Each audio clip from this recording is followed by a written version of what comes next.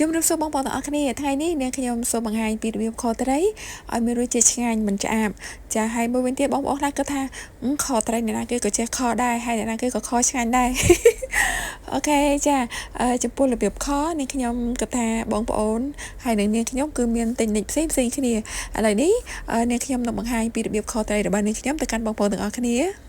ចំពោះគ្រឿងផ្សំរសជាតិសម្រាប់ខត្រីរបស់នាងខ្ញុំមានដូចជាស្ករត្នោតខ្ទឹមសខ្ទឹមក្រហមដាំជីវ៉ាន់ស៊ុយខ្ញីហើយក៏មានជាមួយនឹងទឹកប្រេងខ្យងទឹកម្ទេសម្រេចម៉ត់ជាមួយនឹងប៊ីចេងម្សៅស៊ុបហើយនិងអំបិលចានាងខ្ញុំដាក់គ្រឿងផ្សំទាំងអស់នោះចូលទៅក្នុងសាច់ត្រីហើយច្របាច់សាច់ត្រីឲ្យបានចូលសព្វជាមួយនឹងគ្រឿងផ្សំចាបន្ទាប់ពីច្របល់សព្វគ្រឿងផ្សំចូលទៅក្នុងសាច់ត្រីរួចរាល់ហើយគឺនាងខ្ញុំផ្អាប់សាច់ត្រីនឹងទុករយៈពេលកន្លះម៉ោងចាឥឡូវនេះគឺនាងខ្ញុំមករំលីងសាច់3ជាន់ឲ្យបានឡើងគ្រឿងបន្តិចសិនចំពោះសាច់3ជាន់នេះបងប្អូនខ្លះពេលដែលគាត់ខលាយជាមួយនឹងសាច់ត្រីក៏គាត់មិនរំលីងដូចនាងខ្ញុំដែរត្រូវទេបងប្អូនចាគឺយើងបង់ទាំងស្រស់តែម្ដងចានេះគឺជាចំណង់ចំណូលចិត្តញ៉ាំក៏ដូចជាការធ្វើរបស់បងប្អូនចាសម្រាប់នាងខ្ញុំគឺរំលីងសាច់3ជាន់ហ្នឹងឲ្យបានឡើងគ្រឿងបន្តិចសិនបន្តមកទៀតក៏រំលីងជាមួយនឹងខ្ទឹមសខ្ទឹមក្រហមដើមជីវ៉ាន់ស៊ុយចាបន្ទាប់ពីបំពងខ្ទឹមបានឈ្ងុយហើយក៏ដាក់រំលីងស្ករត្នោតឲ្យបានឡើងពណ៌ជើងក្រង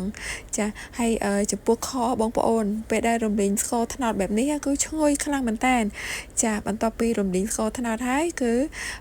ចាក់សាច់ត្រីនឹងចូលហើយចំពោះ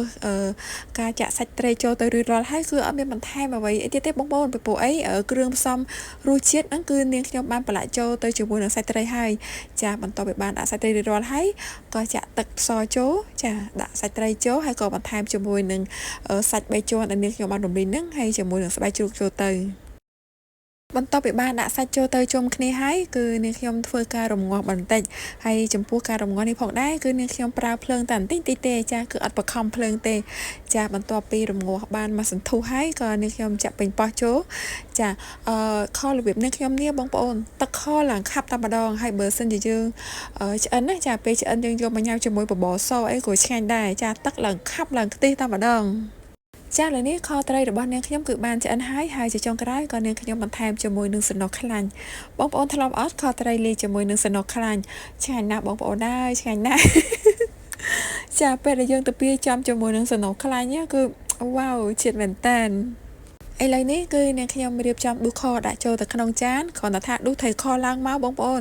ក្លិនឡើងឈ្ងុយមែនតើចាគឺគួរឲ្យចង់ញ៉ាំបើសិនបើជាបងប្អូនធ្លាប់តែខត្រីហើយមានក្លិនឆ្អាបខ្លាំង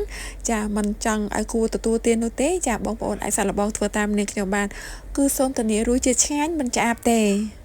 បន្ទាប់ពីបានរៀបចំដួសខដាក់ចូលទៅក្នុងចានរួចរាល់ហើយជាចុងក្រោយក៏បន្ថែមជាមួយនឹងជីវ៉ាន់ស៊ុយហើយនឹងស្វាយខ្ចីចូលទៅបន្តិចចាដើម្បីជួយបង្កើនរសជាតិខរបស់យើងឲ្យកាន់តែមានរសជាតិឆ្ងាញ់ចាឥឡូវនេះវីដេអូបង្ហាញរបស់នាងខ្ញុំក៏បានមកដល់ទីបញ្ចប់ហើយនាងខ្ញុំសុគន្ធាក៏សូមអរគុណបងប្អូនទាំងអស់គ្នាដែលបានតាមដានខ្សែវីដេអូមួយនេះពីដើមដល់ចប់ជាមួយនឹងនាងខ្ញុំបើសិនជាបងប្អូនពេញចិត្តរកការបង្ហាញរបស់នាងខ្ញុំសូមបងប្អូនជួយចុច like ក៏ដូចជា share ចែករំលែកដើម្បីទទួលបានវីដេអូថ្មីៗរបស់នាងខ្ញុំហើយនាងខ្ញុំសុគន្ធាក៏សូមជូនពរបងប្អូនទាំងអស់គ្នាមានសុខភាពល្អចាអរគុណច្រើន